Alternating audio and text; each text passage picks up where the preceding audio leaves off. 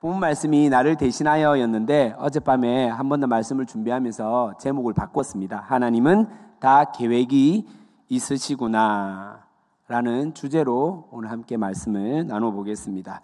제가 매주 여기 앞에 한 1, 2m 앞에서 찬양 인도를 하지 않습니까? 안 한다는 말씀이십니까? 제가 하고 있지 않습니까? 예. 근데 오늘은, 이 거리는 1, 2m 밖에 안 되는데, 이 단상에 서서 말씀을 전하는데, 1, 2m의 거리지만은 무게감은 한 1000kg 되는 무게감이 있는 것 같습니다. 매주 담임 목사님이 어떻게 이 자리에서 생명의 말씀을 전할까 늘 번뇌하고 고민하고 또 하나님께 기도하며 참 성도들을 살리려고 하는 그 마음이 자리에 서기만 했는데도 참 많이 느껴지는 것 같습니다. 비록 부족하지만은 하나님 주신 마음으로 우리 함께하는 교회 성도들에게 꼭 필요한 말씀을 잘 전달할 수 있도록 애를 한번 써보겠습니다. 네, 감사드립니다. 제가 아들이 3명 있지 않습니까? 아시죠? 예, 큰 놈이 미취학 아동일 때였습니다. 미취학 아동. 아직 학교를 다니고 있지 않을 때 이제 군것질을 하고 싶어서 어디 P로 시작하는 제과점에 가서 꼭 그 모양의 빵을 먹어야 되겠다고 졸라대기 시작합니다. 엄마를 조르고 아빠를 조르기 시작합니다. 근데 그날 저희 부부가 좀 컨디션이 안 좋았나 봅니다. 내일 사줄게. 예, 이렇게 말했는데 이 녀석이 또 한 고집 하거든요. 꼭 먹어야 되겠다. 그러더니 폭탄 발언합니다. 제가 혼자 가서 빵을 사오겠습니다. 아직 한 번도 심부름을 가본 적도 없고 그 빵집에 혼자 가서 뭐 이렇게 거스름돈을 받고 뭐 큰 돈을 주고 이렇게 한 적이 없었거든요. 근데 해보겠다는 거예요. 근데 웬걸요? 저희 집사람이, 저희 아내가 그래 가봐라 이러는 거예요. 무슨 믿음이 있는지. 그런데 저를 한번 딱 쳐다보더라고요. 알아서 쫓아가라. 아이가 나갈 때 이해되시죠? 어떤 마음인지. 예, 네가 알아서 잘 봐라 이런 말이죠. 예, 그래서 아이가 옷을 주워주워 챙기고 이제 제가 초량동에 사는데 그 거리가 되게 이렇게 밀집한 이 6개 거리가 이렇게 모아진 육거리라는 동네가 있거든요. 거기까지 한 1km 정도 집에서 떨어져 있는데 혼자서 걸어가기 시작하는 거예요. 그래서 저는 차를 타고 몰래 조금 떨어져서 멀찍이 떨어져서 예, 쫓아가기 시작했습니다. 아이가 처음엔 잘 가더라고요. 예, 육거리 이제 진입해야 되는데 갑자기 얘가 육거리로 안 가고 이상한 골목길로 딱 들어가는 거예요. 절로 가면 안 되는데. 예, 그래서 다시 쫓아가 봤더니 이게 참 사람이 습관이 무서운 게 엄마랑 늘 손잡고 다니던 할머니 할아버지 가게가 있는데 거기로 아주 본능적으로 가더라고요. 그러니까 원래 자기가 살려고 목표했던 그 빵집으로 가지 않고 가게로 들어가서 또 때마침 가게 안에 할머니가 계셨고 자기가 원하는 목표를 비록 원래 목적대로 가지 않았지만은 이루었고 덤으로 저희 집에는 텔레비전이 없었는데 가게 또 텔레비전에서 신나게 2시간 동안 텔레비전도 보고 음식도 먹고 뭐 그렇게 하더라고요. 예, 그 모습을 보면서 저는 어떤 마음이 드느냐면 저희 아내가 한 번도 스스로 심부름이나 밖에 물건을 사러 간 적이 없는 아이를 보면서 불안해하지 않고 안심했던 이유는 바로 남편, 아이의 아빠가 있었기 때문에 알아서 눈치껏 뒤에서 쫓아가리라는 확신이 있었기 때문에 그렇겠죠. 여러분 그렇지 않습니까? 저를 보니 불안해하십니까, 여러분? 네. 마찬가지 같습니다. 오늘 본문의 내용은 비록 환경과 배경은 다르지만은 이 모세의 엄마, 오늘 본문에는 이름이 나타나지 않지만은 후에 거론되고 있습니다. 요게벳, 레위 지파의 딸 요게벳은 하나님을 전적으로 눈에 보이지 않지만은 신뢰하는 마음으로 이 아이를 떠나보내고 이렇게 내려놓습니다. 하나님에 대한 그 신뢰감이 없었다면 자신의 자녀를 결코 이렇게 내려놓지 못하겠죠. 그 마음인 것 같습니다. 그래서 오늘 함께 이 본문을 가지고 우리 교회에 필요한 말씀, 나에게 필요한 말씀 함께 나누기를 소망합니다. 먼저 본문의 내용은 우리가 잘 알고 있겠지만은 한 번 더 한번 읊어드리도록 하겠습니다. 아기 모세가 처한 애굽의 현재 상황은요, 애굽의 핍박이 본격적으로 시작하던 때였습니다. 남아살해 정책으로 죽을 수밖에 없는 그 시기에 모세가 태어났습니다. 이 말이 무슨 말이냐면 당시 히브리인 남자로 태어났다 이꼴 죽는다라는 겁니다. 예. 좀 더 쉽게 설명하면 우리가 한국인으로 태어났다 이 말은 뭐냐면 당연히 집에서 한국말을 쓰고 한국말을 배우고 나이가 되면 유치원에 가고 초등학교에 입학하는 게 당연한 거지 않습니까? 히브리인으로 태어났다 당연히 죽는다. 이게 당연한 거거든요. 그런 당연한 삶 속에서 엄마가 아이가 태어났는데 석 달 동안 무려 석 달 동안 숨깁니다. 오늘 본문을 보니 뭐라고 되어 있냐면 아이가 잘생겨서 석 달을 숨겼다라고 되어 있습니다. 여러분, 물론 자기 아이가 태어나면 너무나 이쁘고 사랑스럽고 감격스럽죠. 그런데 세상에 아이가 잘생겨봤자 얼마나 잘생겼겠습니까? 무슨 이병헌이나 장동건처럼 이렇게 쌍꺼풀이 진하고 코가 오똑하고 이렇게 잘생겼을까요? 예. 겉으로 드러난 이런 잘생김을 뜻하는 것이 아니라 아이가 태어났을 때 엄마가 믿음의 눈으로 이 아이를 바라봤는데 나타나는 소위 말해서 아우라, 후광이 있었다는 겁니다.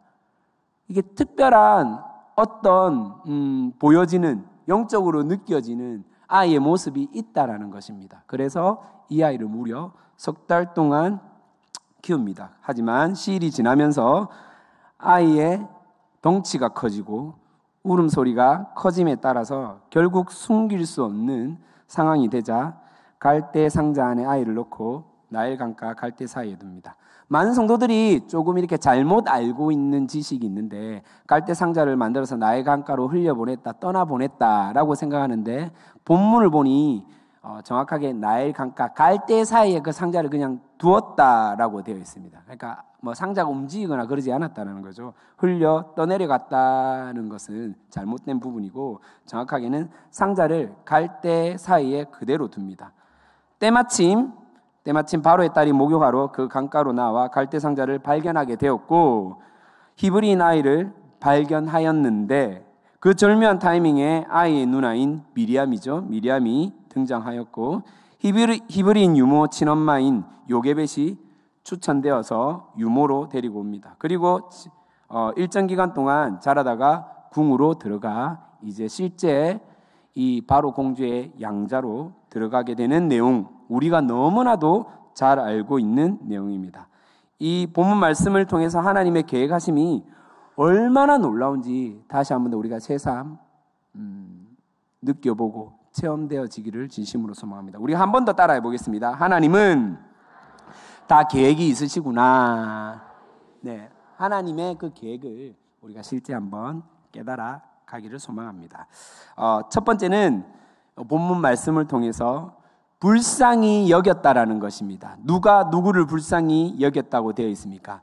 이방 민족의 공주가 바로 하나님의 백성 선민인 히브리인 모세를요 불쌍히 여겼다라고 되어 있습니다. 당시 애굽의 정치적 배경을 좀 설명을 드리면 애굽에 요셉이 국무총리로 있을 때 애굽은 17왕조 힉소스 왕조, 이게 뭐냐면 본토 애굽 원주민의 왕조가 아니었어요. 다른 이방인이 애굽을 침략해서 애굽의 왕권을 가지고 있던 찰나에 다시 애굽의 원주민이 이 17왕조를 몰아내고 새롭게 왕조가 건설된 시기입니다. 그게 바로 18왕조인데 제가 가계도를 잠시 준비하였습니다. 한번 보실까요? 저기 보면 첫 번째 왕 보이십니까? 여러분 왕의 이름은 사실은 기억하지 않으셔도 되는데 간단하게 제가 한번 그냥 쭉 읊어보도록 하겠습니다. 초대왕 아흐모세라는 왕이 개혁을 합니다. 17왕조 힉소스 왕조를 몰아내고 18왕조가 시작된다는 거죠. 그리고 그가 아들을 낳았습니다. 아멘호텝 1세라는 아들을 낳아서 두 번째 왕이 되었습니다. 그리고 세 번째 왕으로 삼아야 되는데 이 두 번째 왕에게는 아들이 없었어요. 딸밖에 없었다는 거죠. 그러면 왕위를 물려줘야 되지 않습니까? 결국은 왕족에서 왕위를 물려준 게 아니라 자기 딸과 결혼한 다른 가문의 남자를 데려다가 왕위를 물려주게 된 거예요. 사위를 왕으로 세웠다는 거죠. 이게 좀 이해가 되시죠, 여러분? 지금 이 사위가 누구냐? 오늘 본문에 등장하는 바로, 그러니까 공주의 아버지, 남아살해 정책을 시행했던 왕이라는 겁니다. 3대 왕입니다. 그리고 이 왕과 두 번째 왕의 딸, 이 결혼을 해서 또 아들을 못 낳고 딸을 낳았는데 오늘의 주인공 모세의 양엄마죠. 하셉수트라는 이제 공주를 낳게 됩니다.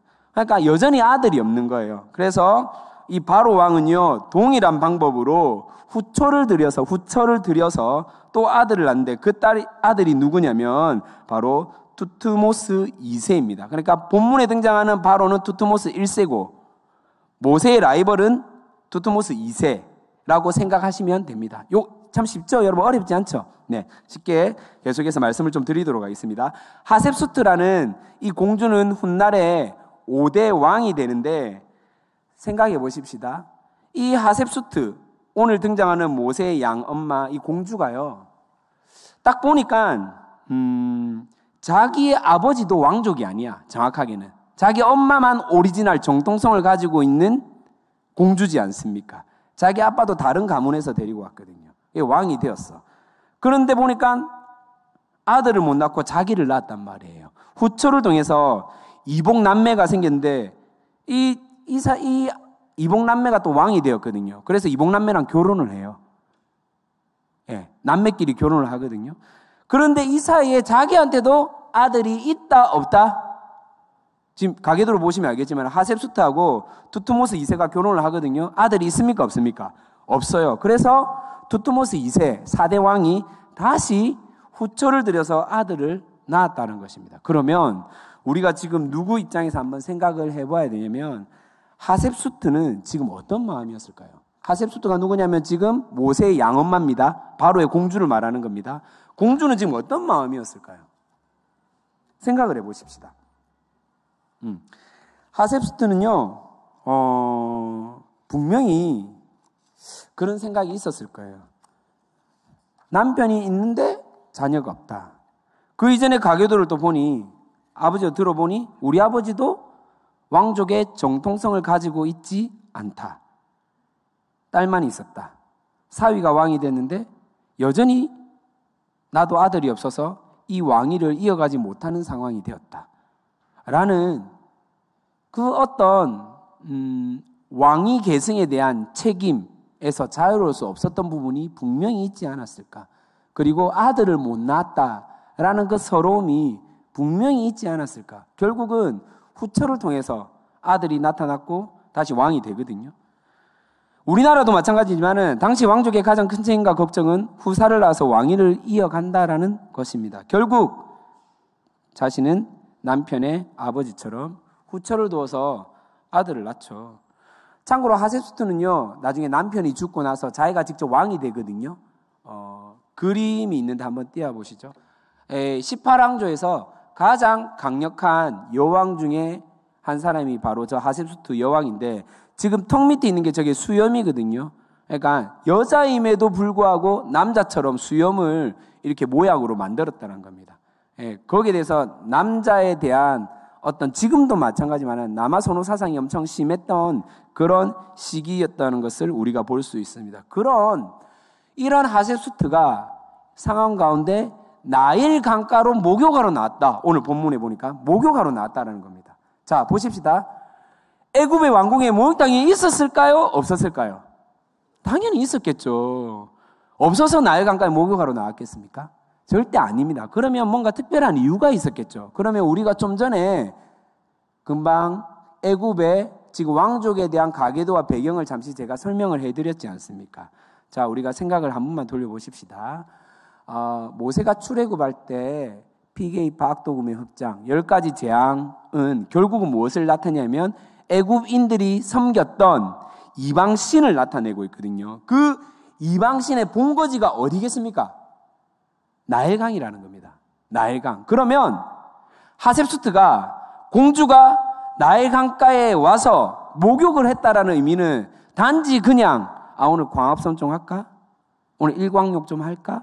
오늘 경치도 좋은데 궁 안에 목욕탕 말고 나일강가에서 한번 오늘 선텐도 하면서 같이 목욕을 할까? 이런 느낌이었을까요? 아니면 이방신의 본거지, 모든 우상들이 직결되어 있는 그 나일강에서 뭔가 특별한 의식, 자기가 갖고 있는 그 서러움과 한을 해소하고 달래기 위해서 나왔을까요? 충분히 우리는 이 부분에 대해서 묵상할 수 있는 부분입니다. 이해가 되시죠? 그런 상황 가운데 그런 고민과 번민 가운데 자기 눈에 갈대 상자가 하나 보여지기 시작합니다. 저거는 못 보던 건데 시녀를 통해서 상자를 가지고 오라고 하는 겁니다. 상자를 열었더니 히브리 아이가 있습니다. 자, 요때요 정말 중요한데 아기를 보니 6절입니다. 아기를 보니 아기가 우는지라 그가 그를 불쌍히 여겨 이르되 이는 히브리 사람의 아기로다. 자, 공주가요 이 아이가 애굽인이었는지 히브리인이었는지 알았다? 몰랐다? 알았다라는 겁니다. 히브리 남자 아이인 줄 알았다는 겁니다. 자, 그러면 자기 아버지 투트모스 1세를 통해서 남아 살해 정책이 지금 현재 시행되고 있다는 사실 또한 알고 있다. 그러면 당연히 이 아이는 죽어야 한다라는 거죠. 왕의 명령이거든요. 왕의 정책이거든요. 공주도 따라가야 되는데 이 공주의 마음에 어떤 마음이 들었다고요? 6절 한 번 더 읽겠습니다. 그 아기를 보니 아기가 우는지라 그가 그를 어떻게 여겼다고요? 불쌍히 여겼다라고 되어 있습니다. 불쌍히 여겼다. 원어를 보니 긍휼히 여겼다. 예수님이 자기 사람들을 긍휼히 여겼다. 똑같은 단어거든요. 똑같은 의미거든요. 그러니까 이방인인데도 불구하고 하나님의 자녀를 볼 때 어떤 마음이 들었다고요? 긍휼히 여겼다라는 거예요. 아들이 없는 그 상황, 엄마로부터 여전히 아들이 없어서 정통 왕위를 이어받지 못했던 그런 상황 가운데 이 하세수트 공주는요 이 히브리 남자아이를 보는 순간 긍휼한 마음이 들었다라는 겁니다. 그러니까 당연히 죽어야 하는데 이 아이를 긍휼한 마음이 드니까 어떻게 해요? 살리려고 된 거죠. 살리려고 하는 거죠. 자, 우상을 섬기던 이방 민족을 통해서도 하나님은 자신의 백성을 살려낸다는 사실을 오늘 우리는 깨달을 수 있는 대목이라는 것입니다. 그 마음에 불쌍히 여김을 깃들게 하시는 하나님을 신뢰하고 찬양하는 함께하는 교회 성도 되기를 진심으로 축복합니다. 두 번째는 뭐냐면 엄마의 믿음과 내려놓음입니다. 더 이상 숨길 수 없는 아기 모세, 석 달이 지났습니다. 자, 엄마는 지난 석 달간 잠을 제대로 잤을까요? 못 잤을까요? 아이가 언제 깰지 모르고 언제 울지 모르는데 혹시 소리가 다른 사람들에게 들려져서 또 신고되진 않을까? 이 아이의 생명이 위협받지 않을까? 늘 가슴 조이면서 지내왔겠죠. 지난 석 달이 아마 3년처럼 아마 느껴지지 않았을까 생각을 해봅니다. 매일 밤 뜬 눈으로 지새지 않았겠습니까? 결국 엄마가 택한 것은 더 이상 어쩔 도리가 없을 그때에 갈대 상자를 만듭니다. 역청과 나무 진액을 발라서 물이 최대한 들어오지 않도록 나름대로 만반의 준비를 합니다. 하지만 그러한들 이 아이가 안전하겠습니까? 여러분, 갈대 상자입니다. 안전할까요? 나의 강가 갈대 사이에 둡니다. 온갖 짐승들과 독충들이 우글대는 그 장소에 이 아이는 안전할까요? 무엇보다 뻔히 히브리 남자아이인 걸 누가 보더라도 아까 공주가 상자를 열었을 때 뭐라고 합니까? 히브리 아이였다는 것을 알 수 있다 없다? 안다라는 겁니다. 누가 보더라도 이 아이는 애굽인이 아니라 히브리 남자아이는 당연히 죽는다라는 사실을 알고 있다라는 겁니다. 아이가 죽는다는 것은 결국은요 시간 문제였습니다. 그럼에도 엄마는 할 수 있는 모든 방법을 다 준비합니다. 그리고 모세 누나 미리암은 갈대 상자를 끝까지 주시합니다. 엄마는 이때 무엇을 하였겠습니까? 갈대 상자를 만들면서 울음소리가 점점 커지면서 이미 이 아이를 이제 떠나보내야 되겠다. 내려놓아야 되겠다라는 것을 알고 있었을 겁니다. 갈대를 꺾고 엮으면서 역청을 바르고 진을 칠하면서 상자를 갈대 강가에 두고 난 뒤에 엄마는 무엇을 했겠습니까? 자유롭게 이제 아이 없으니 이제 쇼핑도 좀 다니고 자유롭게 좀 쉬어야 되겠다 이런 생각이었을까요? 아니요. 아이는요 이 아이가 어떻게 될까 봐 기도했겠죠, 당연히. 기도 제목 하나밖에 없어요. 아이를 살려주십시오. 아이를 지켜주십시오. 아이를 보호해 주십시오. 하나님의 자녀인데, 하나님의 아들인데 이 아이 좀 살려주십시오. 그런 마음으로 아이를 내려놓고 떠나보낸다는 겁니다. 놀랍게도 요게벳은 이 아이를 내려놓고 떠나보낼 때 하나님의 새로운 기가 막힌 그런 은혜가 임하게 된다는 것입니다. 떠나보낼 때, 내려놓을 때 그 기도가 하나님께서 이렇게 응답해 주신다는 겁니다. 지금 우리에게 사실은 이런 기도가 필요하지 않나 생각을 해봅니다. 참고로 갈대 상자를 이제 원어로 보니까요, 뭐라고 되어 있냐면 한번 따라해 보겠습니다. 테바라는 단어거든요. 테바가 이제 원어로 갈대 상자, 테바인데 성경 전체에 이 테바라는 단어가 딱 2번이 나옵니다. 2번이 나오는데 지금 출애굽기지 않습니까? 창세기에 먼저 한 번 나옵니다. 창세기 6장에 나옵니다. 6장에 무슨 사건이 있었죠? 예, 그렇죠. 6장에 노아 홍수 사건이 있습니다. 그러면 테바는 어디에 사용되지 있냐? 노아가 무엇을 짓습니까? 방주를 짓습니다. 방주의 원어를 보니까 뭐라고 되어 있냐면 테바라고 되어 있습니다. 자, 우리가 이제 연결해 보십시다. 갈대 상자가 뭐라고 했죠? 테바. 창세기 6장에 나오는 방주가 뭐라고요? 테바. 그러면 갈대 상자가 결국 어떤 의미라는 것입니까? 하나님이 당대 의인 노아와 그 가족을 지키시고 보호하시고 살렸던 것처럼 이 갈대 상자 안에 있는 모세를 어떻게 하겠다? 살린다라는 겁니다. 책임지겠다는 겁니다. 보호하겠다라는 겁니다. 끝까지 내가 주시하고 맡겠다라는 겁니다. 이해가 되시나요? 자, 우리가 볼 때 갈대 상자는 한낱 갈대 상자죠. 나약한 인간, 아이를 사랑한다고 하지만은 그의 신분은 노예입니다. 노예. 히브리인 노예. 한 아이의 엄마가 만든 갈대 상자밖에 되지 않습니다. 하지만 이 상자는 하나님이 계획한 방주라는 것입니다. 이 상자는 반드시 생명을 살릴 것이고 구원한다는 사실을 믿으시길 바랍니다. 저는 저희 함께하는 교회가 이런 테바, 방주 같은 다음 세대를 살리는 교회와 그런 성도이기를 진심으로 축복합니다. 세 번째는 기가 막힌 하나님의 계획입니다.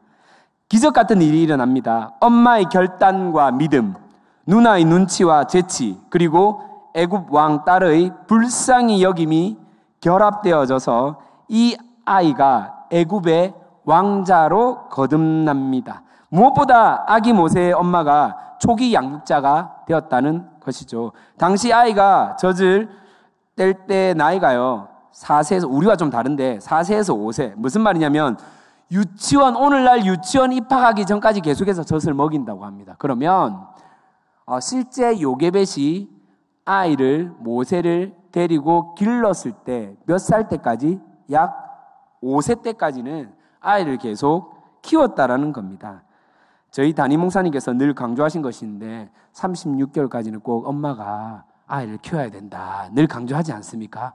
놀랍게도 하나님은 담임 목사님 말씀을 기억하신 이제 이상한데 약간 이단 같은데 약간 놀랍게도 요게벳이 이미 36개월 이상 이 모세를 친엄마의 손에 키워졌다는 겁니다.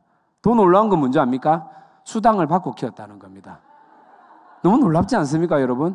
월급을 받으면서 자기 자녀를 키우는 이런 꿀 같은 직장이 오늘날 있으면 참 좋겠다, 그죠? 네, 예, 자기 아이를 키우면서 월급도 받고. 그러면 자 보십시다. 요게벳은 모세를 키우면서 아직 말귀도 제대로 알아듣지 못하는 그런 연령이지만은 그럼에도 불구하고 이 아이에게 어떤 말을 했을까요? 그냥 젖만 먹였을까요? 기저귀만 그냥 갈아줬을까요? 아니겠죠. 이 아이를 어떤 마음으로 키웠겠습니까? 어떻게 양육했겠냐는 말이죠. 넌 히브리인이야. 하나님의 백성이란다. 우리는 비록 지금 노예지만 하나님께서 택한 민족이거든. 반드시 우리를 구원하실 거야. 너의 정체성은 하나님이 택한 선민, 구별된 백성이란다 라는 이야기를 아마 수도 없이 귀에 못이 박힐 것, 딱지가 앉을 만큼 그렇게 전하지 않았을까요?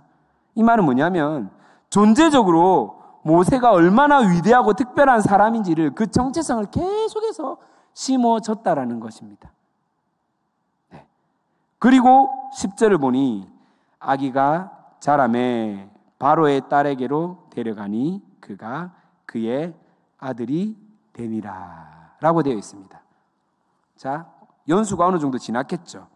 이젠 애굽 왕궁에서 최고의 교육을 받습니다. 기약, 수학, 천문학 등등 훗날 이스라엘 백성을 출애굽시키면서 광야 생활을 할 때 이 받았던 교육으로 말미암아 모세의 리더십이 발휘된다는 사실입니다. 이 본문이 있더라고요. 이 사도행전 7장 22절입니다. 한번 다 같이 읽어보도록 하겠습니다. 시작.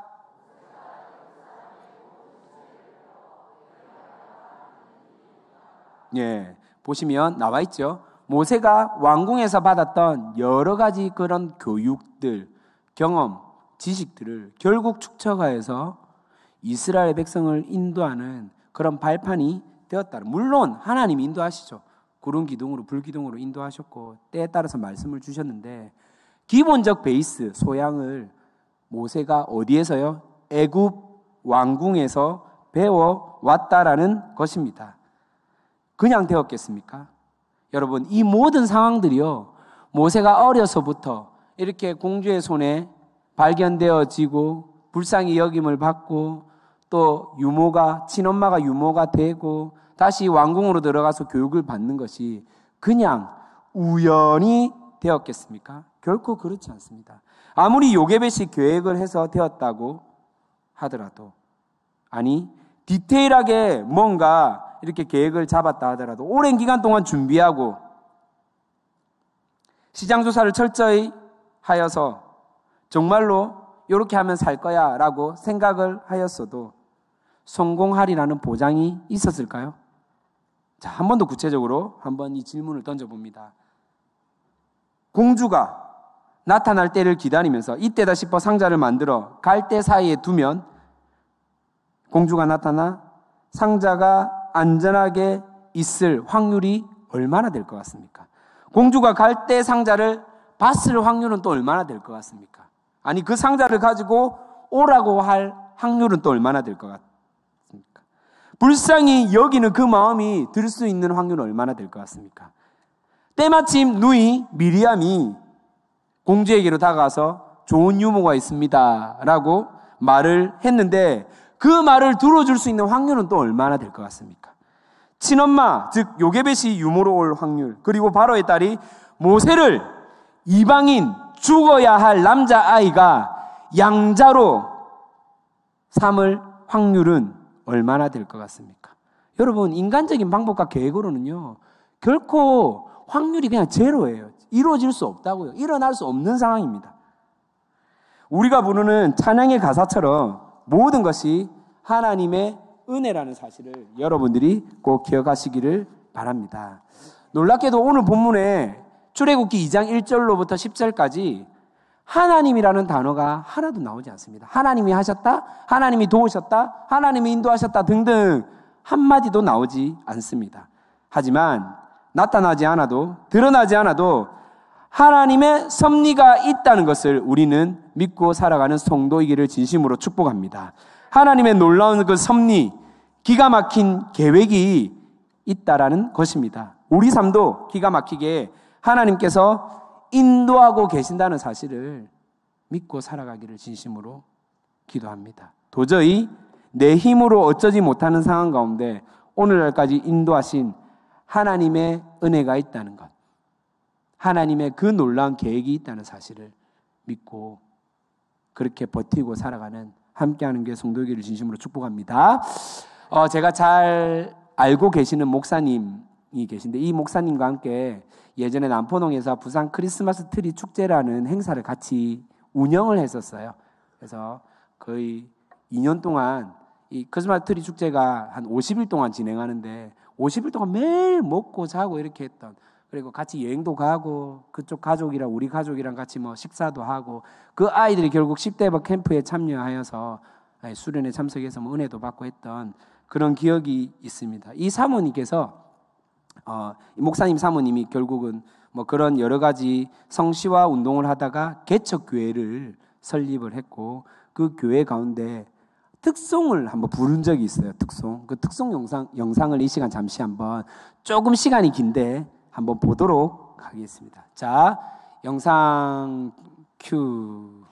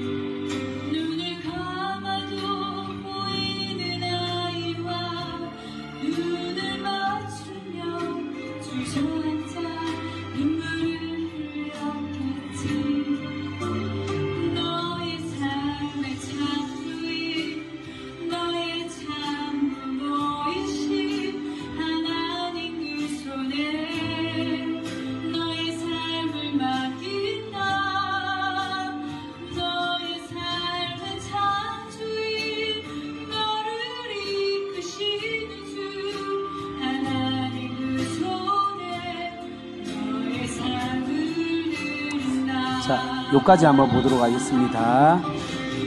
네, 여러분 조금 의아하시죠? 뭐 찬양을 그닥 잘하지 않고 음색이 좋은 것 같지도 않은데 왜 이 영상을 보여줄까? 하나님이 다 계획이 있듯 저도 다 계획이 있습니다. 네, 그래서 제가 이 영상을 보여준 의도와 계획이 있습니다. 제가 좀 전에 같이 이렇게 교제하였던 목사님, 사모님이라고 소개를 해드렸는데, 개척교회를 하고 이렇게 교회를 잘 운영하고 계시다가 지금은 이제 교회를 안 합니다. 근데 이분한테는 자녀가 5명이 있습니다. 예, 대단하죠. 예, 지구를 지킬 수 있는 능이 가능한 분이죠. 예, 그래서 5명의 자녀가 있는데, 이 사모님의 찬양은 사실 인생에서 마지막 찬양이었습니다. 예, 암말기 판정을 받았다가 치료되었다가 다시 재발해서 병원에서 도저히 손 쓸 수 없다라고 판정이 되었습니다. 이제 끝이에요. 시한부 인생. 사실 우리 모두 다 시한부 인생이지만은 그 시일이 내 눈에 확인될 수 있는 산술적인 계산으로 느껴졌을 때 그 두려움과 그 불안감은 이루 말할 수 없죠. 근데 이분에게는 미처 며칠 남지 않았어요. 병원에 입원해 있어야 되고 아무것도 할 수 없는 상황 가운데 마지막으로 이 엄마가 자기 5명의 아이들한테 많은 재산을 갖고 있는 것도 아니고 뛰어난 지식이 있는 것도 아니고 무엇을 남겨줄까 하다가 결국 무거운 몸을 이끌고 그 고통 중에서 그 개척교회 앞에 섭니다. 교인은 10명 남짓, 반이 자기 가족인 거예요. 그리고 아이들을 바라보며 마지막으로 찬양을 부릅니다. 너의 삶의 참 주인, 너의 참 부모이신 하나님께 너희들을 맡긴다. 나는 없지만은, 엄마는 비록 없지만은 하나님이 너희들의 인생을 책임질 거야. 여러분, 저는 그렇게 생각해 봅니다. 인간적인 외로움, 원망이 있겠죠. 근데 저는 이 5명의 아이들은 세상에서 가장 행복한 아이들이다.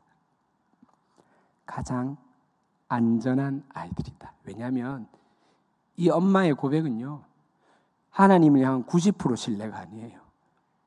어중간한 신뢰가 아니에요.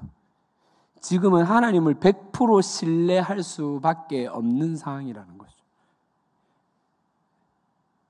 이제는 내가 어떻게 할 수 없는 상황 가운데 하나님, 이 5명의 아이 하나님 손에 맡깁니다. 이 아이 좀 지켜주십시오. 보호해 주십시오. 그리고 정말 며칠이 안 돼서 하나님께서 부르셔서 소천하셨습니다. 지금 사모님 안 계십니다. 얼마 전에도 내가 통화하고 이야기를 했는데, 아무튼 사모님 생의 마지막 찬양은 결국은요, 이 아이들을 하나님 손에 의탁하겠다라는 것입니다. 네. 저는 믿음의 가정에서 태어나지 않았습니다. 너무나 감사하게도 하나님의 택하심으로 교회를 다녔고, 또 교회만 다는 것이 아니라 예수를 믿었습니다. 하지만 예수를 믿고 무조건 행복하고 좋았던 그런 시절만 있었던 것은 아니었습니다. 지난 날을 돌아보니 참 서러웠고 외로웠던 시간이 많았던 것 같습니다. 참고로 제가 가장 싫어했던 찬송가가 있거든요. 찬송가 199장, 여러분 혹시 실수로 아십니까? 찬송가 199장 가사가 이렇습니다. 나의 사랑하는 책 비록 헤어졌으나 어머니의 무릎 위에 앉아서. 저는 이 찬양을 부를 때마다 막 분노가 막 치밀어 올라섰습니다. 왜냐하면 나는 이런 엄마가 없는데, 왜 작사가는 믿지 않는 가정에서 태어난 이런 나 같은 사람을 배려하지 않고, 아니 1절을 이렇게 지었으면 2절을 좀 이렇게 새롭게 다양한 각도로, 비록 그런 엄마가 없어도 하나님 너를 지켜준단다, 이런 내용의 가사를 충분히 지을 수 있잖아요, 여러분. 안 그렇습니까? 다들 저랑 생각이 좀 다르십니까? 다들 믿는 가정에서 나오셔서 아니라는 말씀이십니까? 예. 저는 이 찬송가를 부를 때마다 그런 추억이 없다 보니까 너무 원망이 되고요. 막 화가 계속해서 나더라고요. 한동안 안 불렀습니다. 부를 때 일부러 막 딴 데 쳐다보고 나가고 막 그랬었는데, 하나님의 은혜로 이런 원망이 가득한 때가 지나서 저에게 정말로 기적 같은 일이 일어났습니다. 치유와 회복이 일어났고 사랑하는 아내를 만났고 자녀가 태어났습니다. 그리고 이제 이 부르지 않았던 찬송가 가사를 재해석할 수 있는 하나님의 마음을 주셨고, 이제 이 찬송가 가사에 나오는 등장하는 어머니가 제가 되게 하셨고, 그 부모로 하나님께서 저를 세우셨다는 사실에 대해서 너무나 감사하고, 늘 이렇게 한스러운 찬송으로 불렀는데 이제는 감격과 감사의 찬송으로 바뀌었었습니다. 예. 혹시 여러분도 저 같은 그런 경험이 있으시다면 더 이상 하나님 앞에 원망 불평하지 마시고, 아니면 새로운 찬송가를 새롭게 한번 지어보시든지 그렇게 좀 살아갈 수 있는 은혜가 일어나기를 소망합니다. 하나님이 얼마나 저를 사랑하시는지, 실제로 제가 결혼하고 아이를 낳았는데 아이를 선물로 주시더라고요. 이게 어떤 느낌이냐면, 제가 생일이 3월 13일인데 제 아들이 3월 13일 날 태어났거든요. 신기하죠? 예, 그래서 아직까지 제대로 제가 생일날 미역국을 아직까지 못 얻어먹고 있습니다. 얼마 전에도 제 아들이 다음 달 자기 생일인데 뭐 사줄 건지 벌써 리스트 적고 뭐 해달라고 벌써 요구하고 있더라고요. 예. 결국은 이렇게 아름다운 가정도 만들었고, 하나님께서 이렇게 새로운 간증거리도 허락해 주셨는데, 참 감사하면서 많은 것들을 소유하고 누리고 은혜를 경험하며 살아야 되는데, 그래서 이제 진짜로 내가 하나님께 그 소원하고 기도하였던 믿음의 가정, 명품 가문을 만들며 살아야지, 이 아이들을 하나님의 자녀로 다윗과 같이, 다니엘과 같은 아이로 잘 키워야지 라고 다짐하고 생각하고, 그렇게 또 공부도 했지만은 실상은 여전히 나의 의와 나의 어떤 고집과 아집으로 이 아이를 키우고 있다는 것이 현실입니다. 네틀로스 아이들을 잡으려고 하였고, 머리는 알죠? 나는 청직이고 잠시 우리 아이는 하나님께서 입양시켜 주셨다는 것, 나에게 맡기셨다는 것 잘 알고 있죠. 그런데 본능적으로 이 아이는 내 것이야, 내 틀로 키우려고 하는 모습이 점점 올라오고 여전하다라는 것입니다. 이유가 무엇이겠습니까? 내 것이라는 그 고집과 아집을 내려놓지 않았다는 것입니다. 여전히 이 아이가 내 것이라고 붙들고 있다는 것입니다. 어쩌면 요게벳은 석 달, 넉 달, 5달 지났을 때 내려놓지 않고 그 나의 강가에 떠나보내지 않았다라고 하면 이 아이는 어떻게 되었을까? 예. 우리에게는 이 내려놓음과 떠나보냄이 있어야 된다는 사실에 대해서 여러분과 함께 나누기를 소망합니다. 결론을 맺으려고 합니다. 요게벳은 무려 이 모세를요 2번을 내려놓습니다. 첫 번째는, 먼저는 갈대 상자를 통해 나일 강으로 내려놓습니다. 떠나보냅니다. 그리고 두 번째는 애굽의 휘황찬란한 왕궁으로 내려놓고 떠나보냅니다. 하나님의 은혜로 유모가 되었고 내 자식을 정말로 젖을 물려가며 키우게 되었는데, 이제 시일이 다가옵니다. 젖을 뗄 때가 되었습니다. 생각을 해보십시다. 어쩌면 왕궁은요 나의 강가보다 더 무서운 곳이고 더 척박한 곳일 수도 있습니다. 이방신과 우상들이 가득한 그곳, 여러 그 제사들의 소리와 그 모습들이 향연한 왕궁,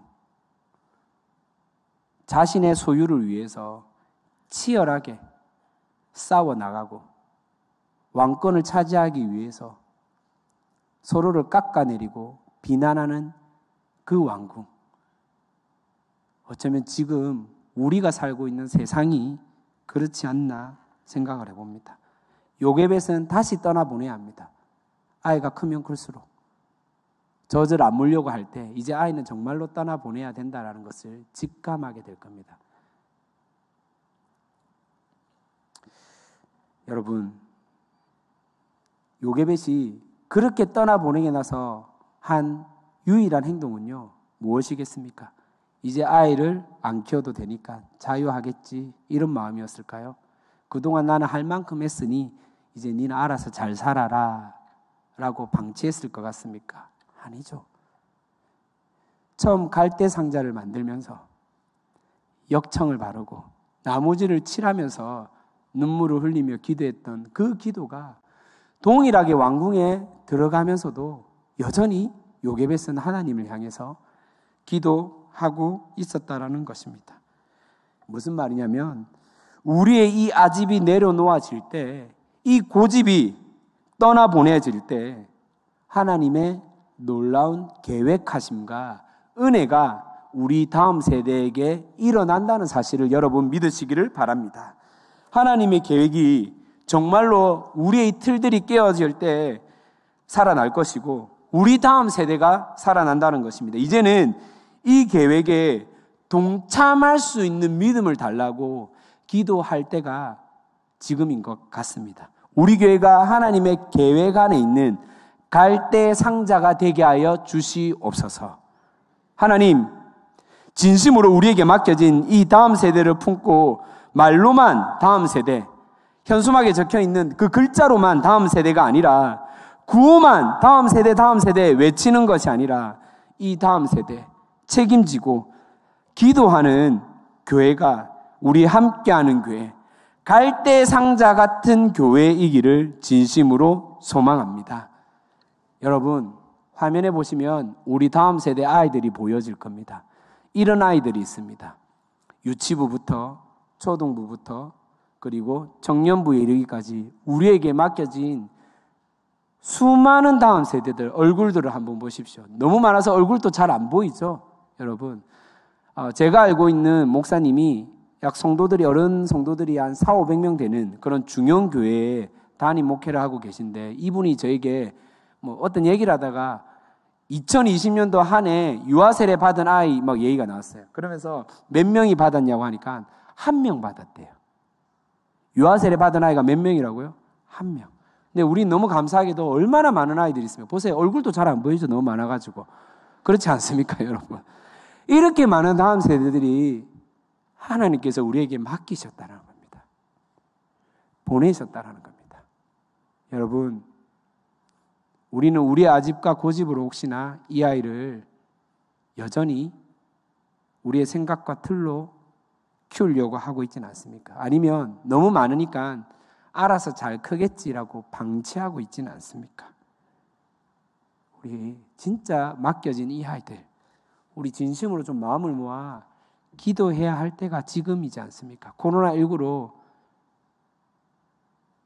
많은 젊은이들이, 아이들이 교회를 떠나는 실정입니다.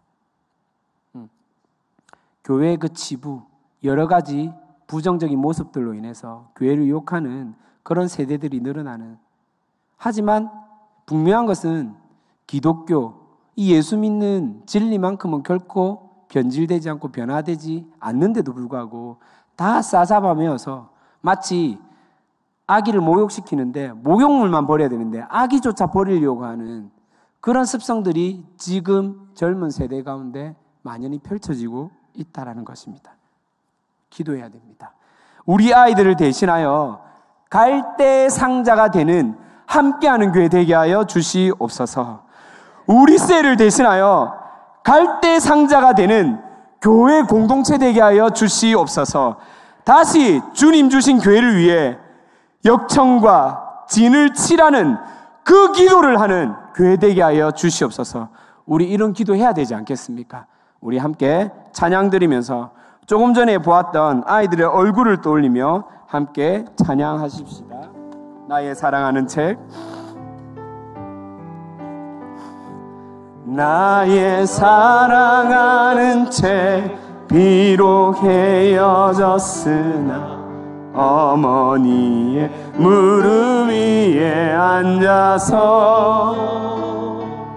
재미있게 듣던 말, 그때 일을 지금도 잊지 않고 기억합니다. 나의 살아가는 책, 나의 살아가는 책 비록 헤어졌으나 어머니의 무릎 위에 앉아서 재미있게 듣던 말 그때 일을 지금도 잊지 않고 기억합니다. 귀하고 귀하다.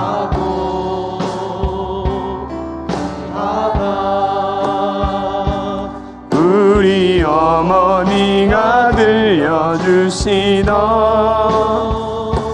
재미있게 듣던 말이 책 중에 있으니 이 성경 심히 사랑합니다. 옛날 용맹스럽던 다니엘의 경험과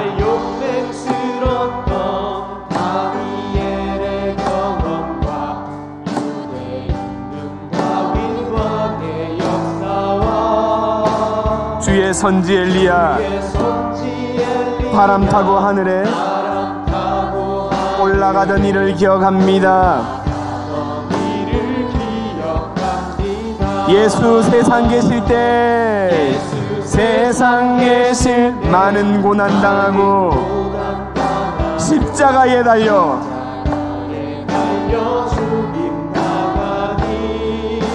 어머니가 읽으며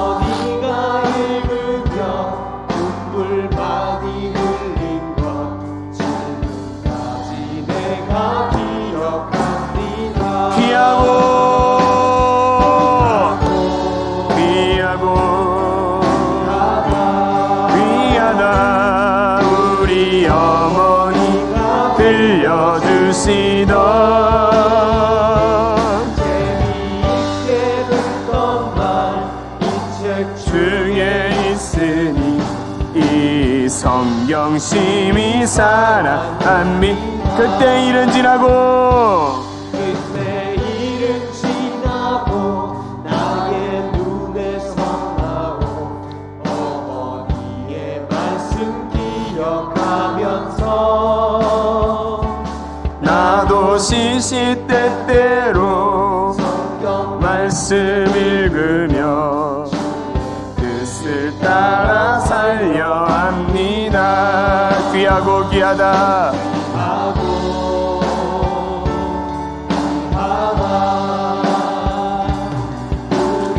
어머니가 들려주시던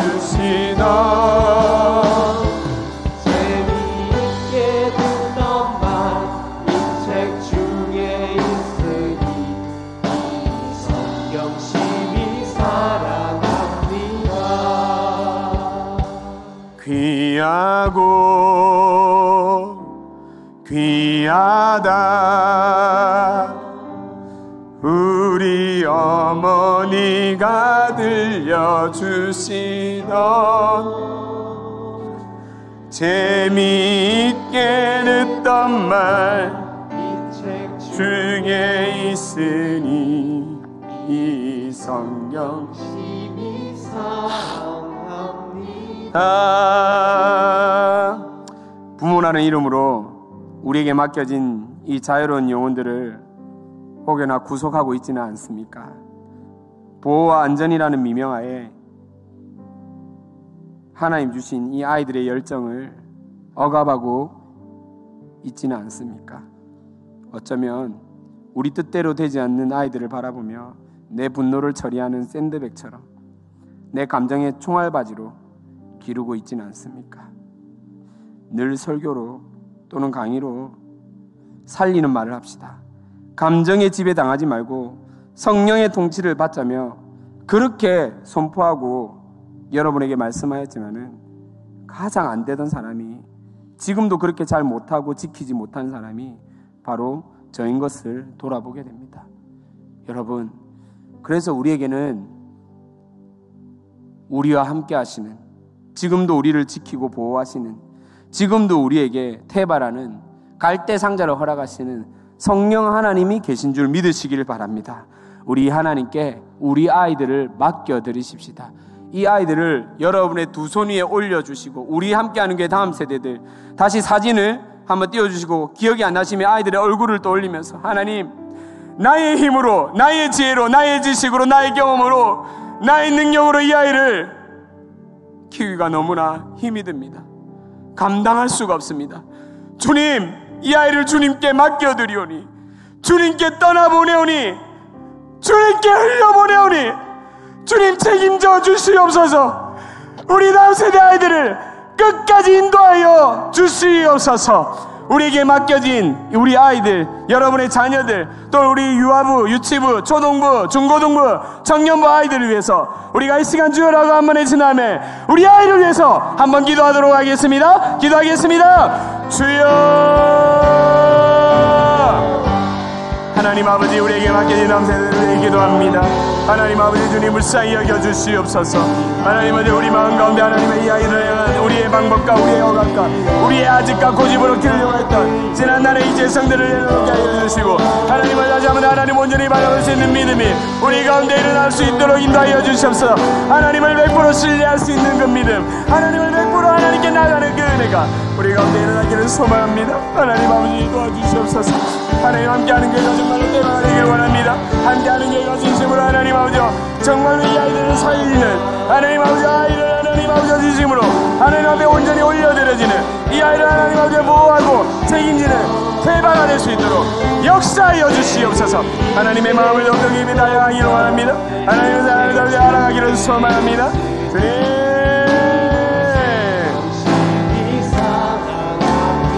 내가 너를 굳세게 하리라. 내가 너를 굳세게 하리라. 내 손으로 너를 붙잡아 주리라. 내가 너를 의롭게 하니, 너를 의롭게 함이니, 너는 마음에 염려치. 우리 한번 더 고백합시다. 내가 너를 세게 하리라. 내 손으로 너를 잡아주리라. 아멘. 내가 너를 이롭게 함이니, 너는 마음에. 우리 한 번만 더 믿음으로 선포하며 고백합시다. 내가 너를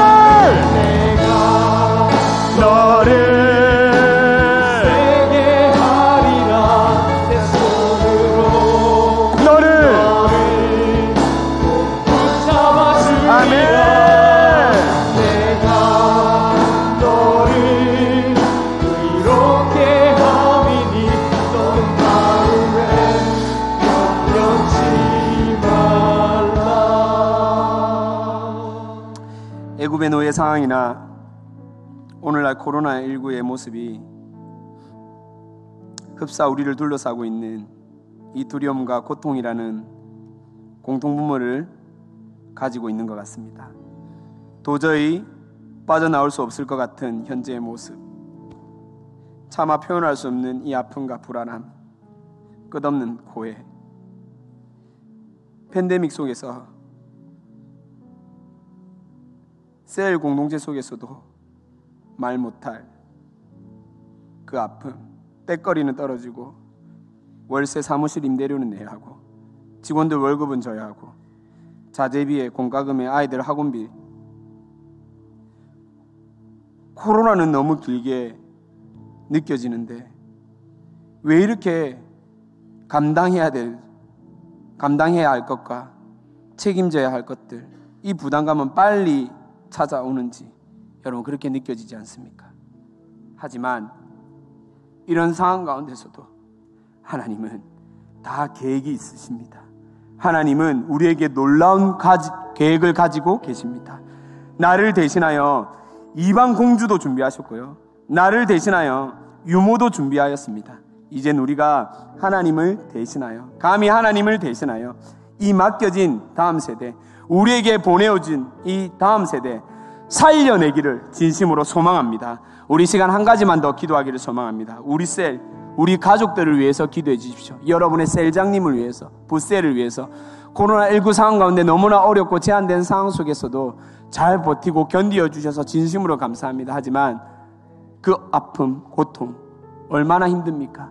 함께 우리가 할 수 있는 것은 하나님, 요게벳이 그 갈대 상자를 만들며 역청을 칠하듯 우리가 함께 기도하기를 원합니다. 나무질을 칠하듯 그렇게 기도하기를 원합니다. 우리 셀장님, 부셀장님, 우리 셀 식구들, 우리 팀장님, 주님 긍휼을 베풀어 주시옵소서. 불쌍히 여겨 주시옵소서. 우리 셀을 위해서 주여라고 한번에 지나며 기도하겠습니다. 주여,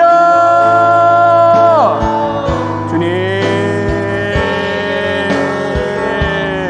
도저히 헤어나올 수 없는 고통과 아픔으로 말미암아 하나님 아직도 한없이 하나님 아버지 힘들어하는 자들 가운데 하나님 아버지 주님의 위로가 하늘의 평안과 고통으로 임하여 주시기를 간절히 바라고 소원합니다. 주님, 감내할 수 있는 믿음을 다하여 주시옵소서. 하나님, 때로는 도울 자를 붙들어 주시오고 하나님 아버지 우리 셀장님들 주님 함께하여 주셔서 하나님 그 영혼을 품고 기도할 수 있는 주님의 넉넉함을 허락하여 주시오. 하나님, 우리 셀 식구들 가운데 하나님 아버지 끝까지 말씀을 붙들고 진리를 쫓아고 살 수 있는 믿음, 하나님 신앙을 돌이키지 않는 믿음과 은혜가 하나님 아버지 특별히 우리 함께하는 게 성도들 가운데 일어나기를 소원합니다. 더 기도하고 더 드리고 더 하나님을 바라보는 믿음, 하나님 그 은혜가 차고 넘칠 수 있도록 하나님 인도하여 주시옵소서. 주님 바라봅니다. 주님 인도합니다. 하나님, 주님, 내가 너를 내게 하리라. 내 손으로 너를 잡아주리라. 내가 너를 그렇게 하리니 너는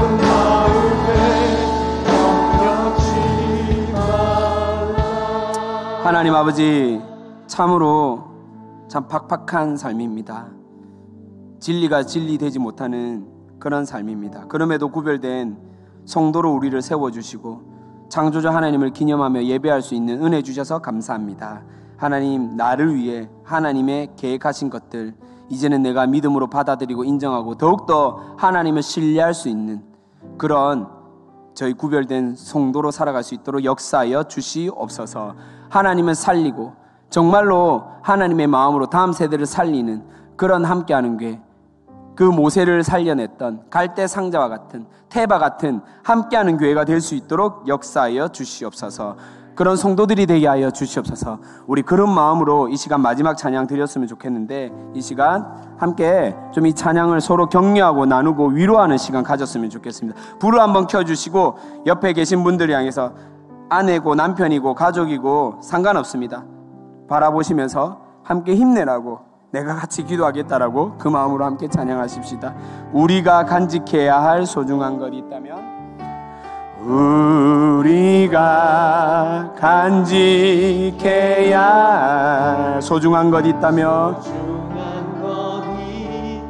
가사는 제가 불러드리겠습니다. 내 삶을 누군가에게 나눠줄 수 있는 것,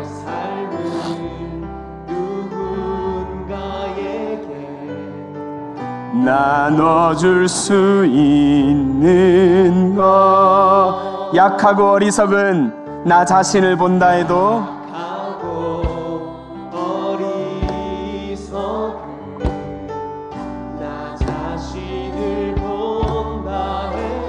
그 모습 그대로를 사랑할 수 있으며, 그 모습 그대로를 사랑할 수 있으며, 비교하기보다는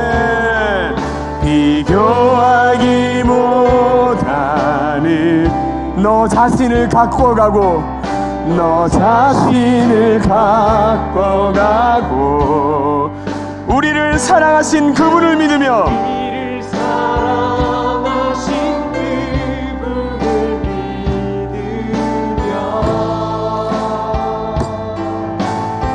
외로운 사람들 품에 안아줄 수 있도록,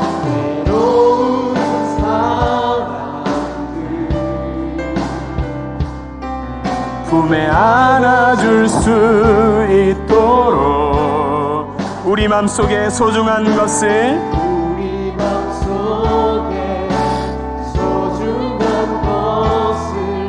간직하며 살아요. 내 안에 숨겨진 큰 비밀을 발견하고 그 소중한 꿈 안에 내 삶을 이루며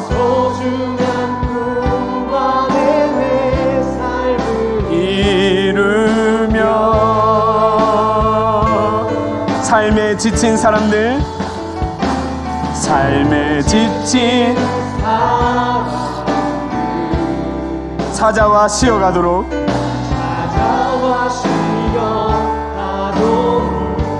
우리 맘속에 누군가의 자리,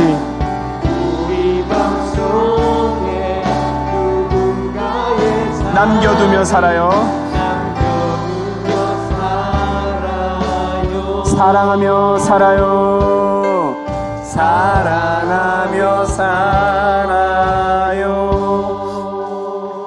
제가 함께 기도하고 축도하고 예배를 마치겠습니다. 하나님 감사합니다. 말씀을 통해서 함께하는 교회가 얼마나 소중한 공동체인지, 다음 세대를 살리는 공동체, 생명을 살리는 공동체인지 깨닫게 하여 주시니 감사합니다.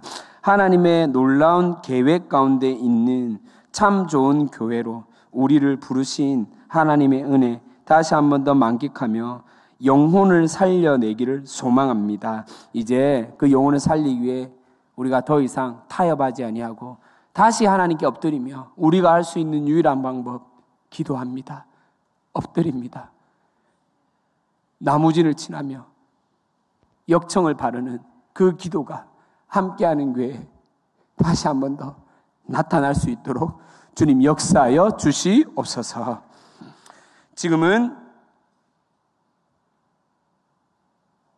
무엇보다도 하나님의 때임을 우리가 즉시하며 믿음이 다시 한 번 더 발동되며 작동되며 오직 하나님을 바라볼 수 있는 그런 교회 공동체로 살아가기를 선포하오니, 특별히 그것 위에 온 만물의 주인인 하나님을 인정하고 이 물질을 11조로 드릴 수 있는 은혜 주시고, 또 한 주 동안 우리를 지키신 하나님께 감사함을 표현할 수 있는 귀한 성도로 하나님 우리를 불러주심에 감사합니다. 주님 끝까지 책임지시고 인도하여 주시옵소서. 예수 그리스도의 이름으로 기도합니다. 지금은 우리 주 예수 그리스도의 은혜와 하나님 아버지의 놀라우신 사랑과 성령님의 인도하심, 동행하심이 하나님의 계획 안에서 기도의 역청과 나무진을 칠하는 태바 같은 갈대의 상자로 하나님을 대신하여 보내신 함께하는 교회 모든 성도들과 우리에게 맡겨진 다음 세대 위에 지금으로부터 영원히 함께 하실지어다. 아멘.